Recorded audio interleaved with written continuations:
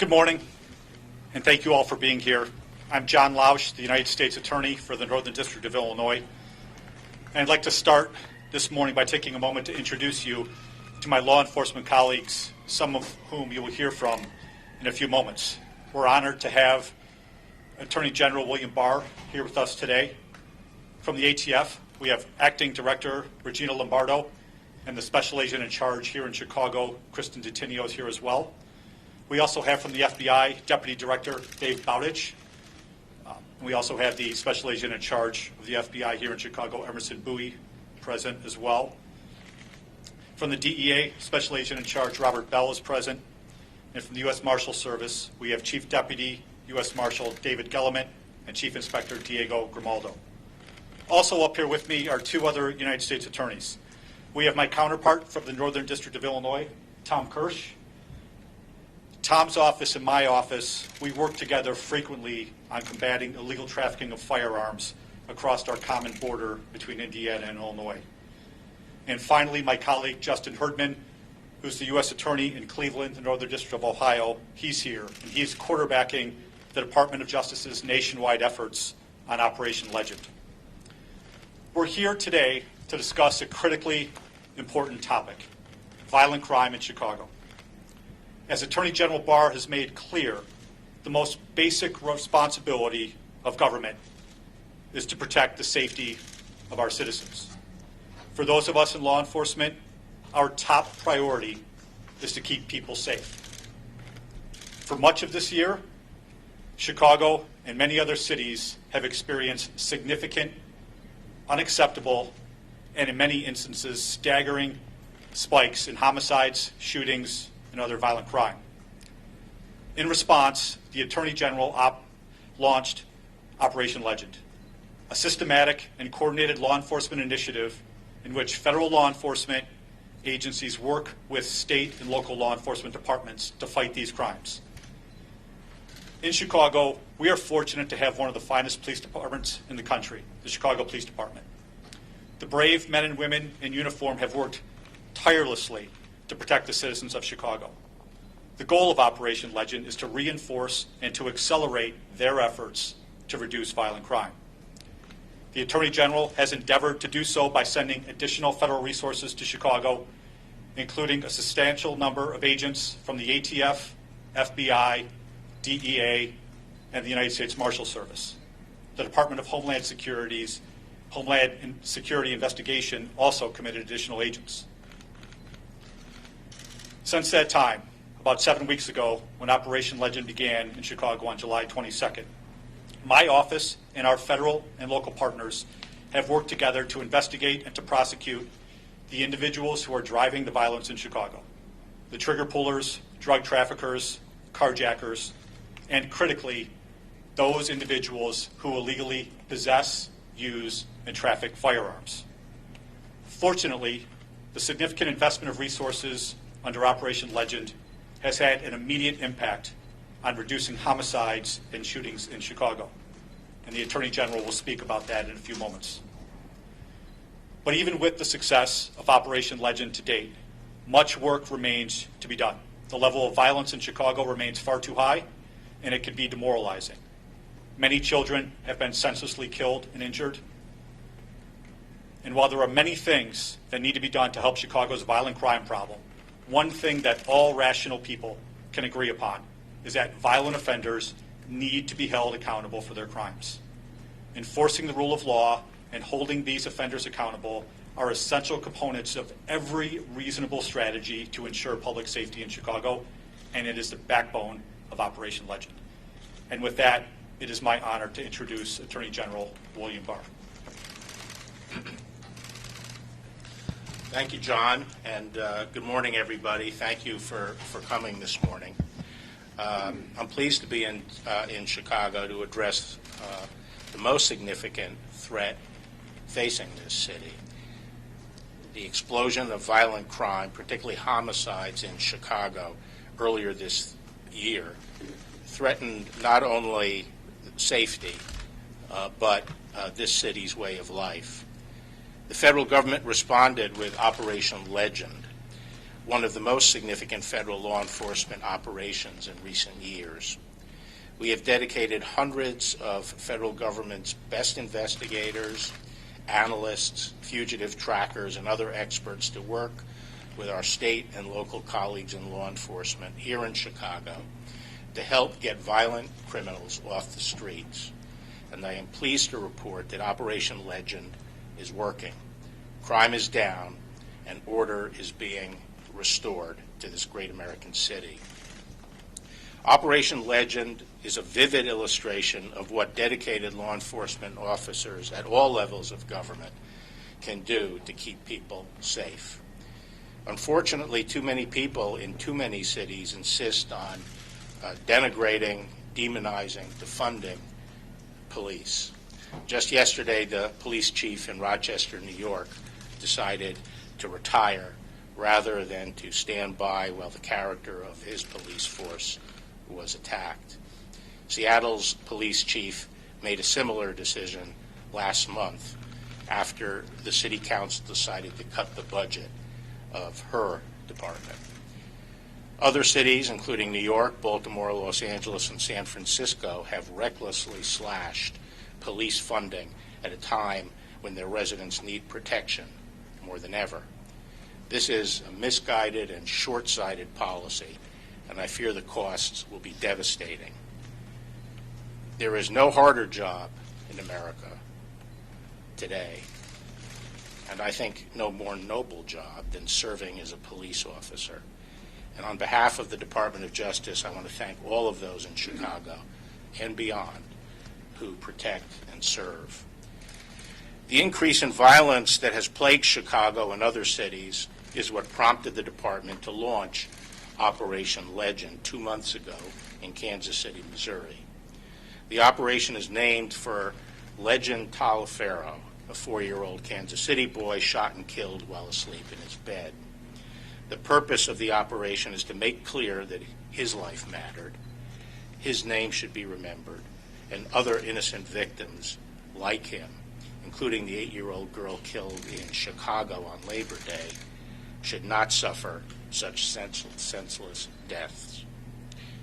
After starting in Kansas City, Operation Legend expanded to Chicago 2 weeks later and is now active in 9 major cities.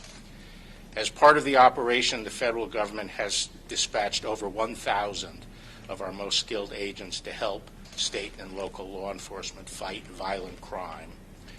Over the past 2 months, federal agents involved in Operation Legend have made more than 2,500 arrests, many for violent crimes, including homicide and sexual assault. One of these arrests came on August 13th, when Kansas City police, with the support of the FBI and the U.S. Marshals, arrested the suspected murderer of Legend Taliaferro, the 4-year-old boy who inspired the operation's name. In addition to those arrested, the 2,500 arrests I've mentioned, federal prosecutors have brought federal criminal charges against 600 defendants through Operation Legend.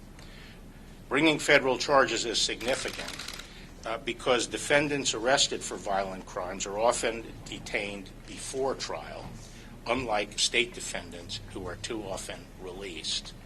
In addition, federal defendants will face serious sentences if convicted, with a real possibility of long-term imprisonment at the Bureau of Prisons facility out of state. Knowing that, many of the arrestees cooperate with the government and lead to even more violent offenders, such as leaders of gangs or drug organizations. In short, the basic premise of Operation Legend is that by taking chronic violent criminals off the street, we will force crime rates down, and the strategy is working. Here are a few examples. In Kansas City, violent crime has dropped by 32% since we launched Operation Legend, with homicides down 18% and aggravated assault down a remarkable 47%. In St. Louis, homicides have dropped by 47% in the 4 weeks since Operation Legend began, and more than 120 defendants have already been charged federally. In Detroit, homicides have dropped more than 25%, and non-fatal shootings have dropped by more than 35% in the 7 weeks of Operation Legend in that city. In Memphis, homicides in August dropped by nearly 27%, and U.S. Marshals arrested 47 persons wanted for homicide. In Milwaukee, non-fatal shootings have dropped by 25% in the 5 weeks since the operation began. Operation Legend's success is perhaps most dramatic here in Chicago. When the operation was announced on July 22nd, homicides in the city were up 51% over 2019. Over the previous weekend, more than 60 people had been shot in Chicago, with over a dozen fatalities. Other violent crime, including looting and rioting, was increasing also.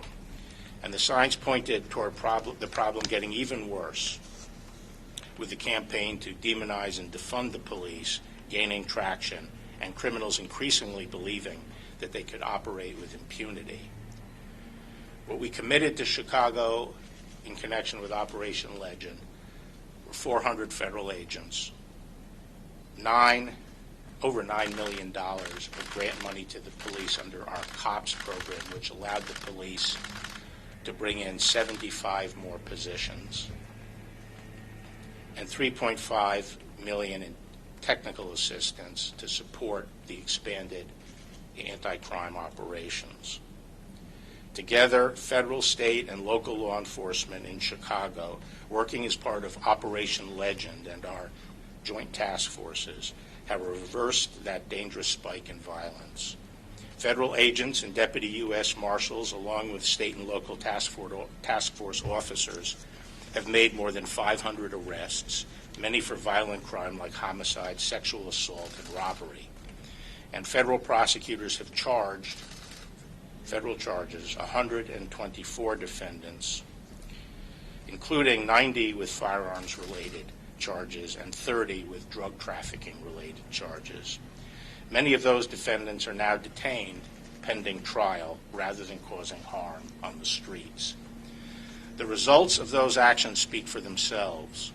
Over the first 5 weeks of Operation Legend in Chicago, murders dropped by 50% over the previous 5 weeks. August ultimately saw a 45% decrease in murders compared to July, and a 35% decrease compared to June. In fact, Chicago in August saw the lowest number of murders at any time since April. The bottom line is that Operation Legend has played a critical role in cutting Chicago's murder rate roughly in half since before the operation. This progress has come at a price. Tragically, an officer in Cleveland who was participated in Operation Legend was killed in the line of duty on his first day with Operation Legend. He was an experienced detective who had volunteered for the program, and he was investigating gangs, particularly those involved in drug trafficking. His sacrifice is a reminder that it takes a special kind of courage to sign up as a police officer. All of us mourn his loss, and we will carry on his legacy by continuing the good work in Operation Legend, not only in Cleveland, but here in Chicago and beyond. I thank the state and local law enforcement partners here in the Chicago area who have helped make this operation successful, and I look forward to continuing to work together in the days ahead. Thank you.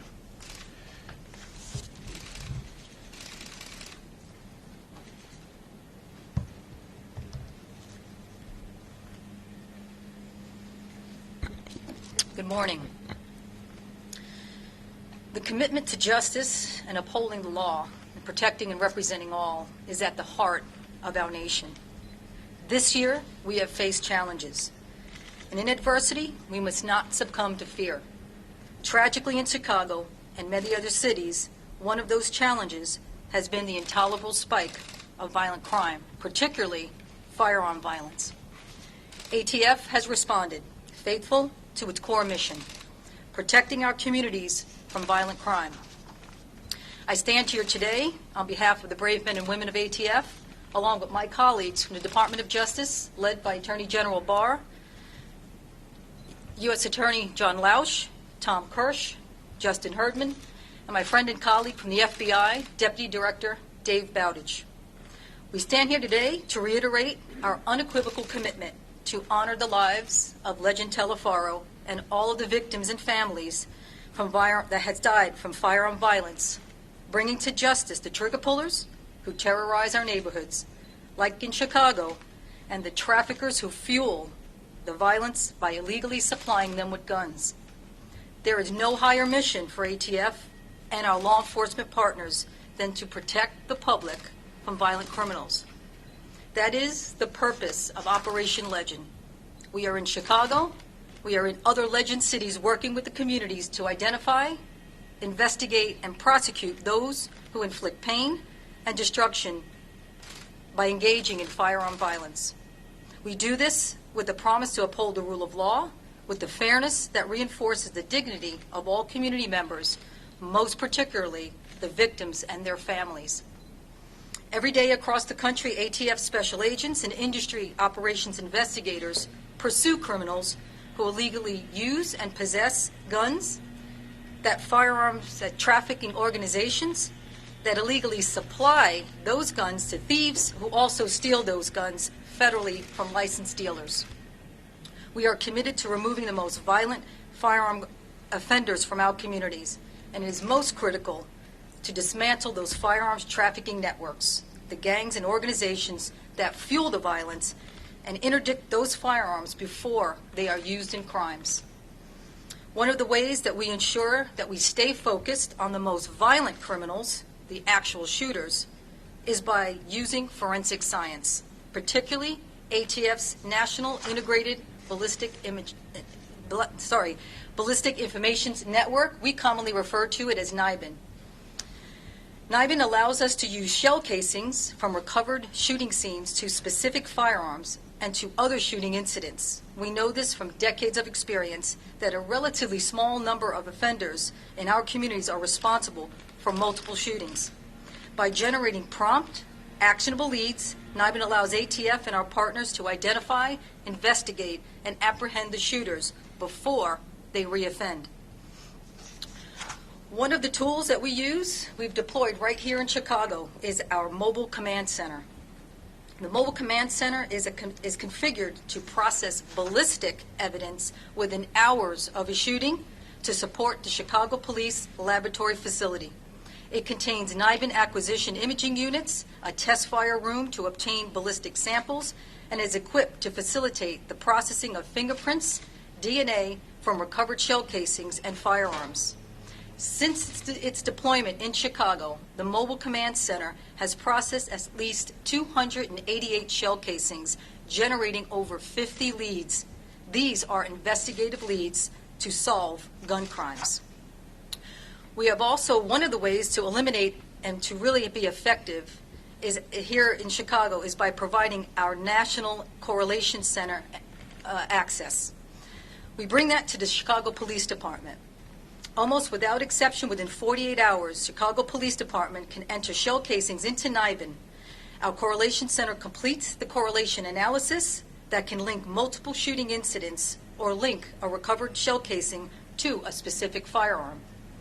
Our Correlation Center's 48-hour turnaround time is essential to providing timely leads so that investigators can identify and apprehend the shooters who are driving the grim statistics Chicago is combating. And as the Attorney General emphasized, our combined efforts are working. Operation Legend investigators are working around the clock. We have seized more than 500 firearms in 9 cities, including 200 in Chicago alone. We are on the streets, making cases, watching our partners' backs, holding the line, and holding accountable those who terrorize our communities. You don't have to be in law enforcement to know that this is dangerous work. Our entire ATF workforce has answered the call to protect and serve. This is ATF's mission. We are committed, as we took an oath, to protect the United States and uphold our Constitution. We serve you, we serve the communities, and we serve your neighborhoods. We are here to ensure that you are safe. Thank you. Director Bowditch? Thank you. Good morning. As Attorney General Barr noted, our nation has made great progress against violent crime, but it still plagues way too many of our communities. And those of us in law enforcement cannot rest while any American lives in fear in their own home or certainly in their own neighborhood. The violent crime threat we face today is very diverse, it's very dangerous, and it's much too all-encompassing for any one agency, be it state, local, or federal, to tackle alone. This is why the Attorney General has launched Operation Legend. While every agency here today that's represented has a different role and responsibility, fighting violent crime is a responsibility and a duty that we all share. It's one team and one fight. That's why Operation Legend was established, to marry the resources of the federal government to assist in tackling the rise in violent crime in many cities throughout the U.S. By combining the resources of all these players, we believe we can have a lasting impact and make our communities safer. Operation Legend reflects that team approach, and the men and the women and the men and women of the FBI are committed, just as our partners are committed to meeting this challenge. Through our Violent Crimes and Gangs Safe Streets Task Forces, the FBI and our partners bring to the table what we do best. Prior to and even more so throughout this operation, we continue working closely with our federal, state, and local partners to combine our expertise, our knowledge, and our resources to identify, investigate, and prosecute those responsible for the violent crimes occurring in our cities. The FBI's focus is on targeting the overall leadership structure of our gangs and our criminal enterprises that drive the scourge of violent crimes in many of our communities. What we bring to the table is the ability to target some of the most violent offenders in the short term while pursuing a long-term strategy to dismantle criminal enterprises and gangs.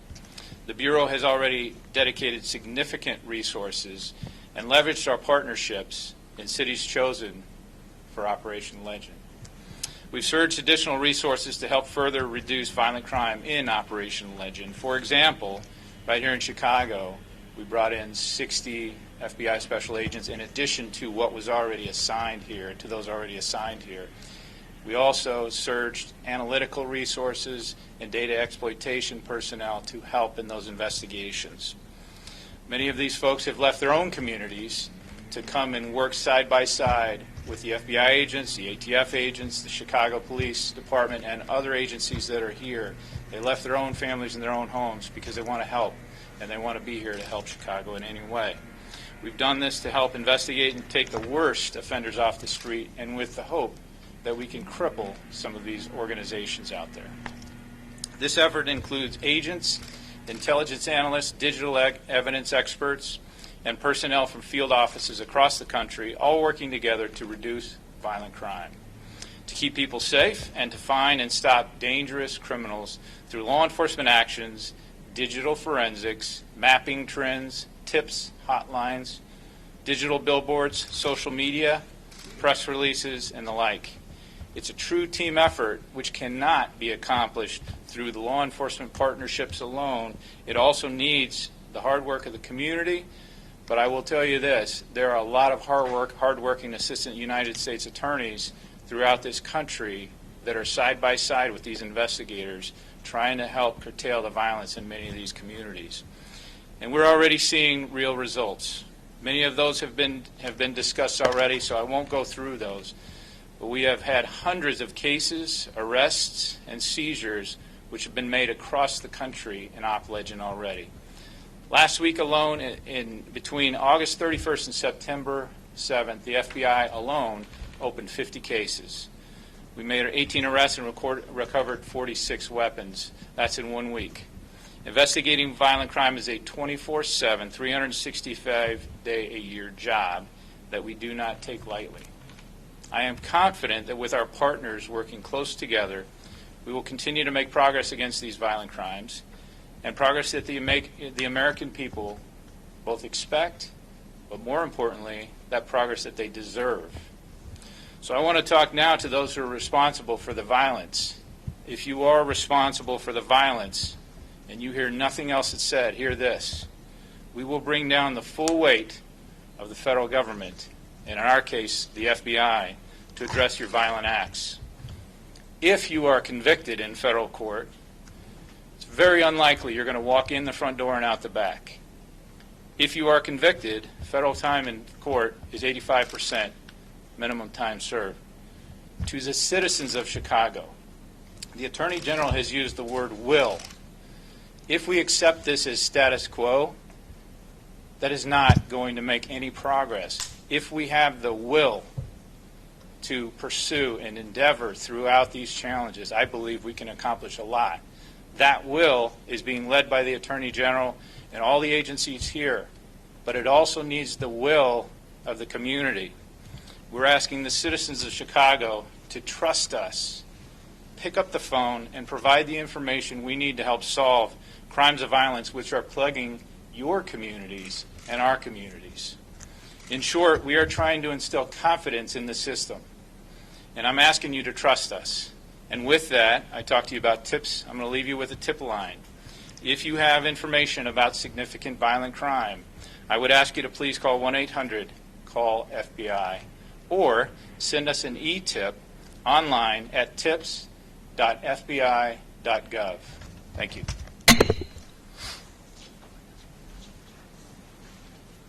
Okay, so we'll take some questions now.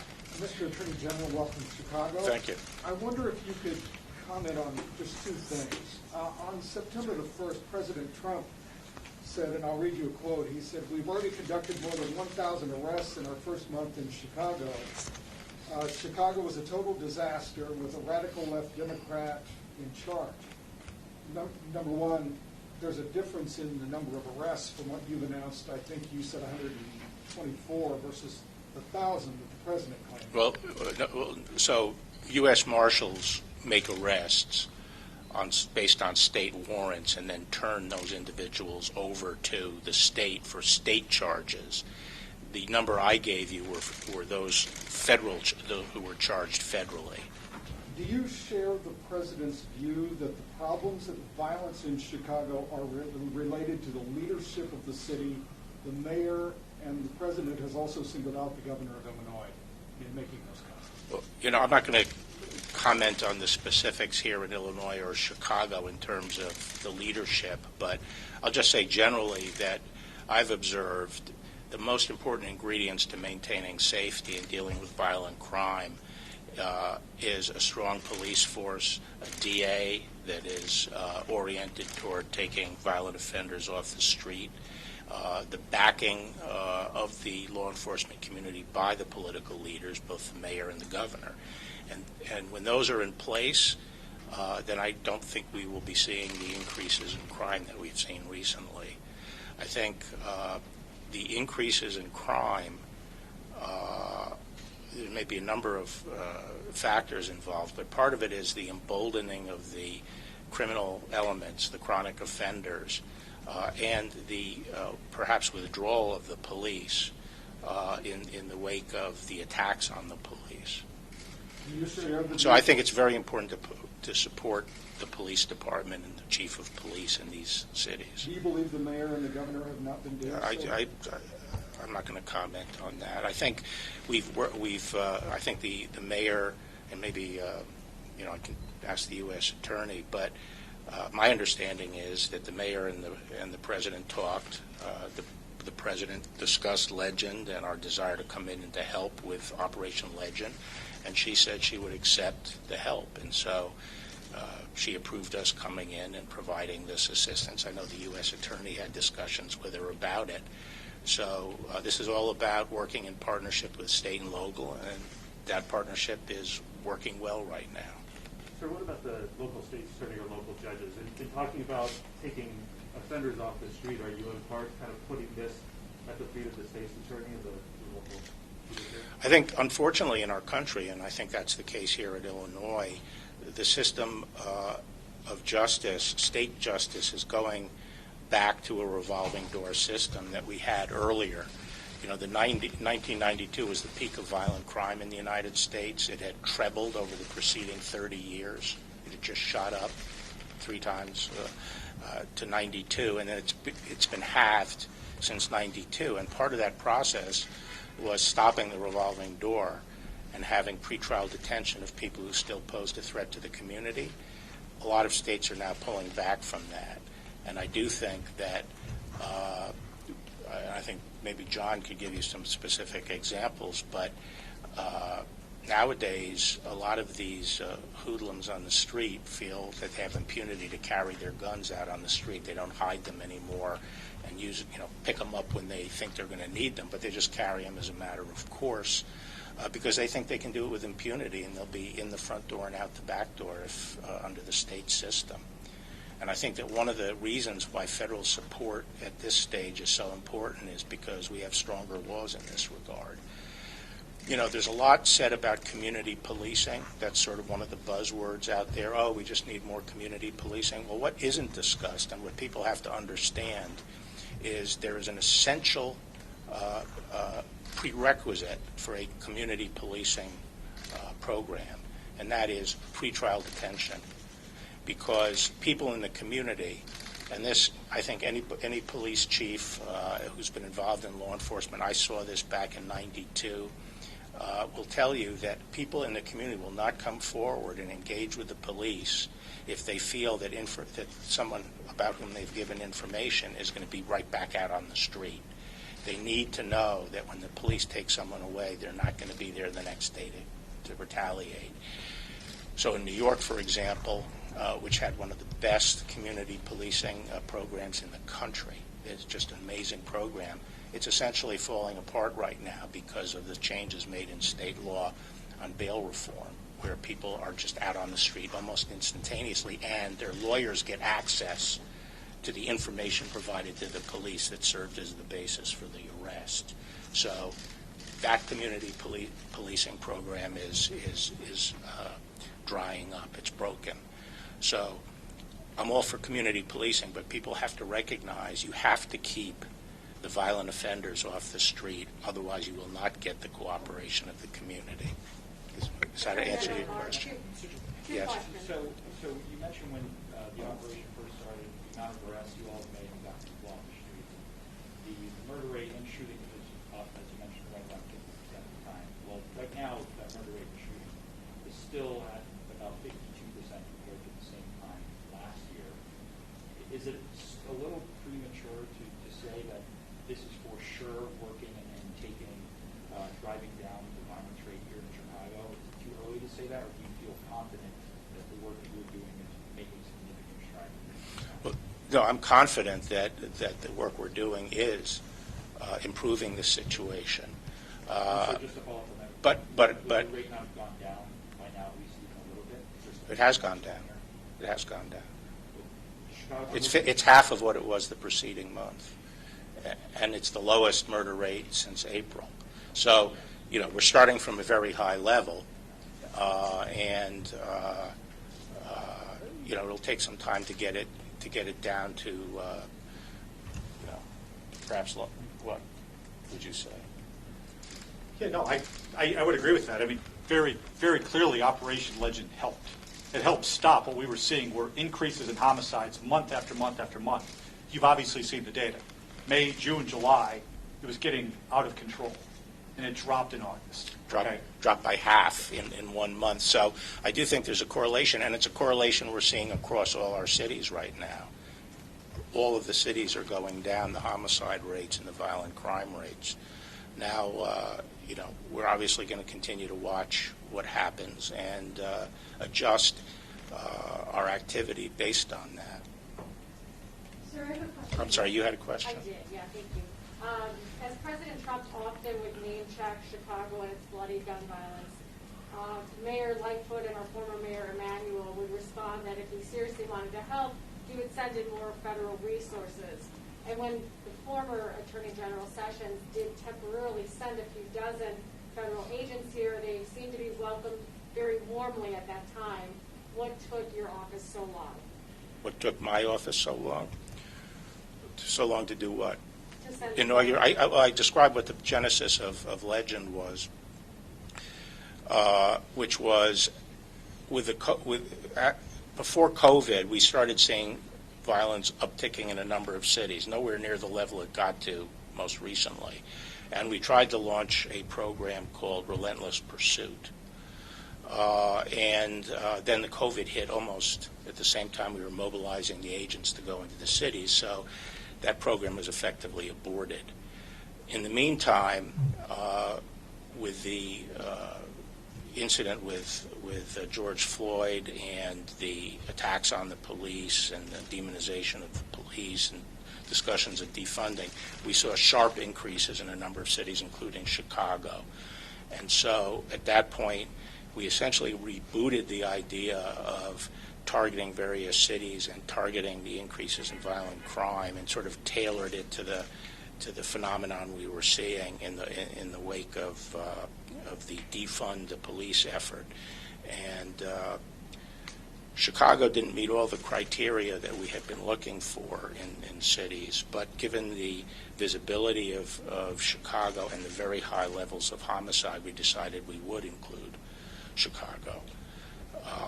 And I'm glad we did, because it seems to be bearing fruit. But I think a lot of the public commentary as we launched this program was that cities didn't want federal help. But now you're telling me that we're welcome with open arms. That's news to me around the country. But as I said, Mayor Lightfoot did agree to and seemed happy that we were coming in. Sir, President Trump has seemed to suggest at times that he has a quick fix for violent crime in Chicago that can be fixed kind of overnight or within a week. Something.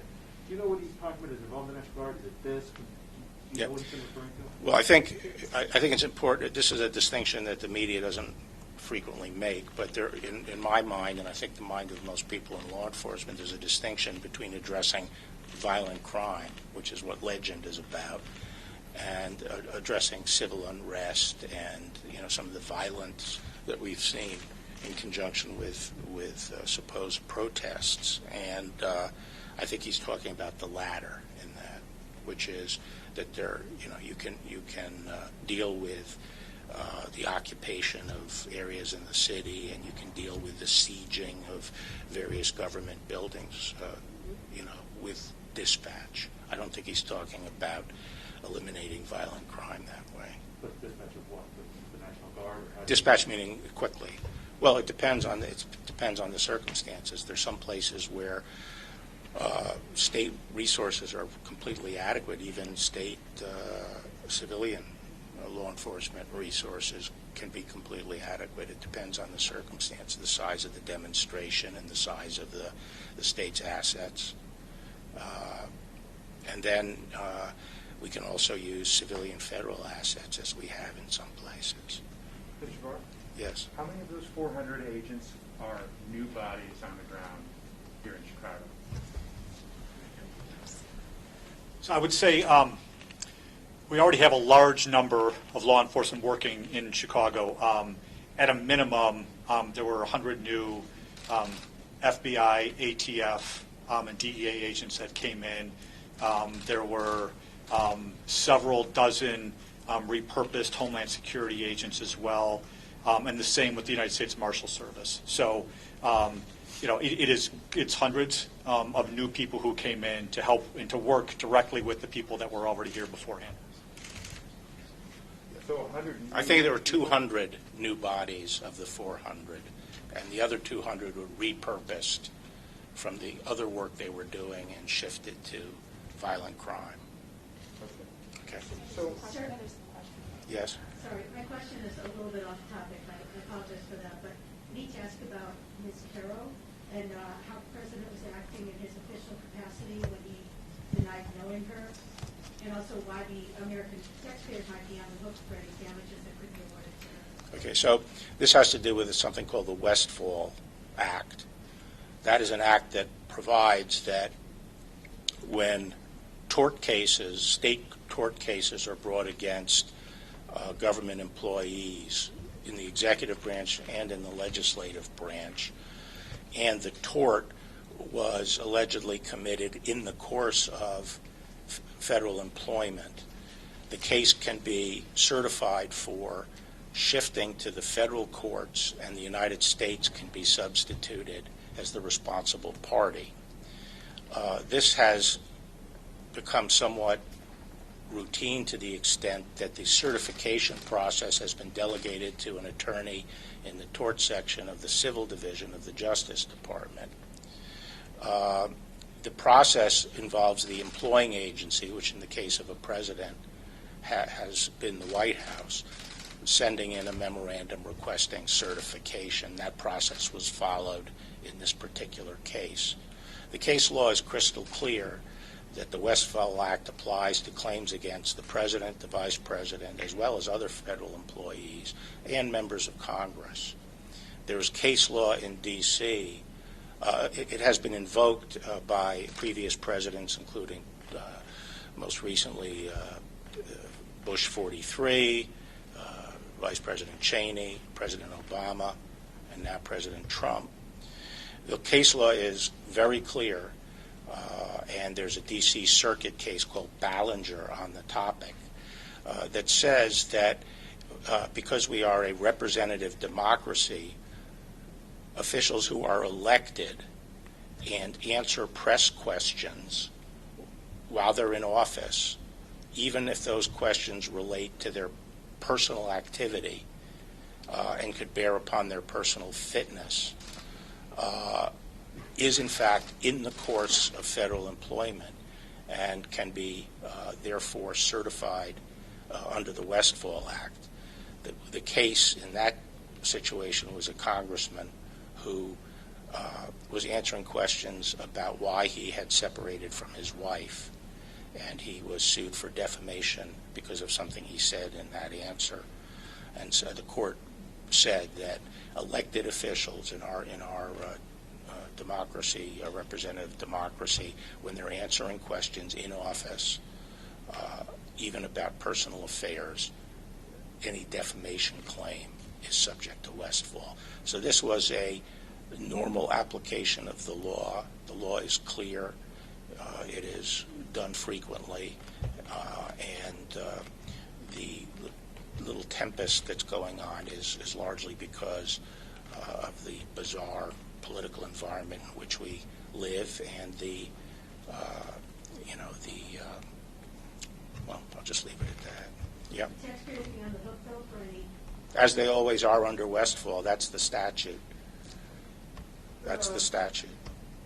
The funds that have so far been collected by Operation Legend, any idea as to how many of them were acquired illegally, that any statistics available on that yet, where they're coming from? I'll ask Jean at the ATF to see if she has any more specific information, but I know that a number of the cases, because I was looking over some of the cases here, and a number of the cases relate to straw purchasers who were, going out and gathering guns for gangs. So I know that that's one of the areas that ATF has been targeting. I can comment a little bit on that. We look at the patterns of the trafficking factors. When we recover crime guns here in Chicago, we trace that weapon. What we find that many of the weapons that are either purchased maybe lawfully, but also go into unlawful commerce by trafficking organizations. Many of the, we call the pipeline of weapons that are being seen recovered here in Chicago do come from other states. Some come from the Milwaukee area. Every state has a different source, but particularly for Chicago, we see a lot of that trafficking patterns. So we have what we call a trafficking group. We focus primarily on those in particular source states. To cut that pipeline down, when the firearms are recovered here, we trace them to the last known purchaser.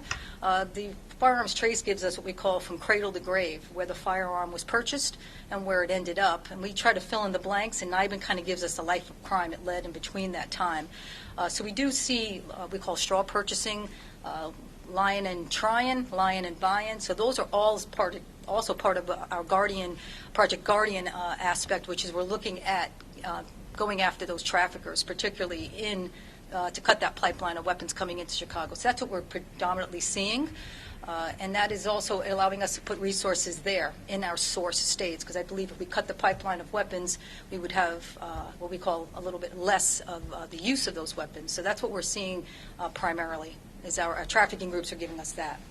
So, follow-up question to that, are you surprised? I've read about how that you're actually tracking guns that have been used in specific crimes, and then are you surprised how active some of these guns have been in a short time period? Actually, that was something I was going to add to what Gina said, which is this NIBIN technology, which the ATF deploys and brings in extra resources with these mobile units, are amazing because they can take a shell and link a gun that was used in one crime to other crimes.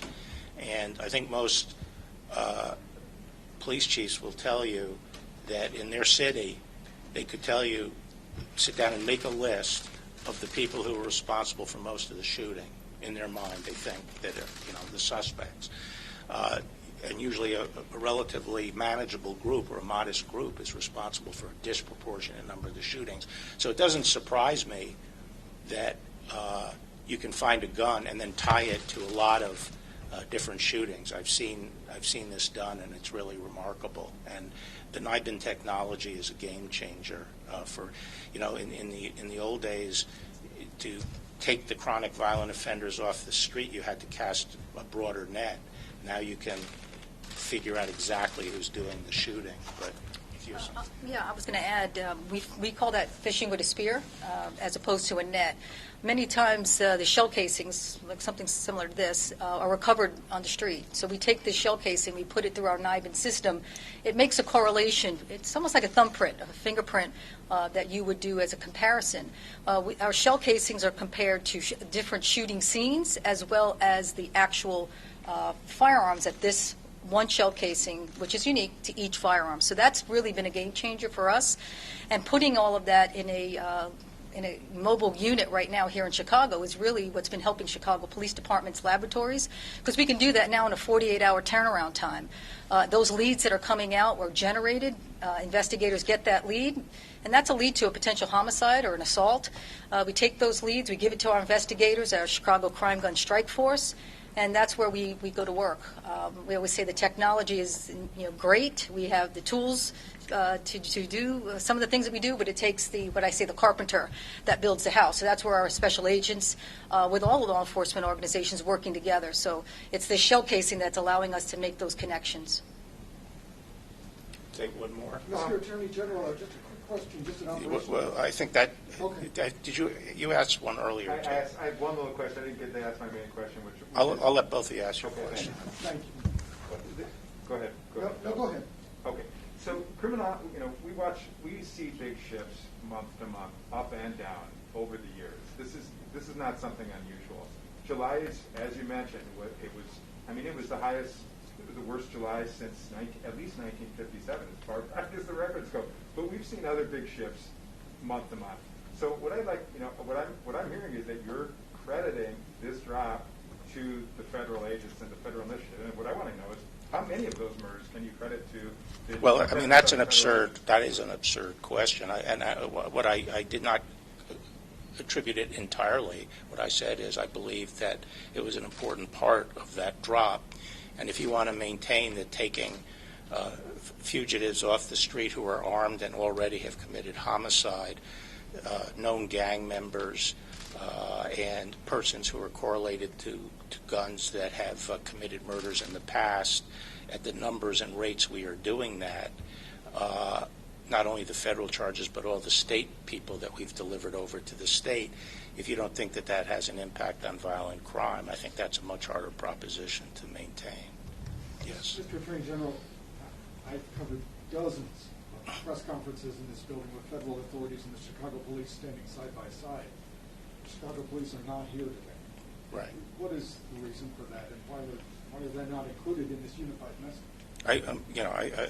They were certainly invited and could have attended, but one of the odd things about our program in this city are, some of the politics involved. I'm sure that was an element of it. So they were, I think you'll have to ask the mayor and the police chief. They were invited and they did not come? Yes. Am I right about that? That's correct. Yeah. I'm later spending time with the chief and going on a drive around with him. So, but I know that the city has put out information about the drop in crime and is crediting a number of factors. Absent among those factors is the federal contribution. So just the way things roll here in Chicago. So that would seem to indicate there's still a disconnect between this initiative and the city of Chicago. I'm not focused on those aspects of it. I'm focused on the law enforcement working together, the professional law enforcement approach, and actually getting the job done. And politicians can do what they want to do. Okay. If I may. Yeah. To be very clear, there is no disconnect between federal law enforcement and the Chicago Police Department. We work together all the time. They're very supportive of all of our efforts, and we are thrilled to help them fight violent crime. Law enforcement to law enforcement level, things are going very well. I can assure you that. Thank you. Thank you very much. Thank you. Thank you.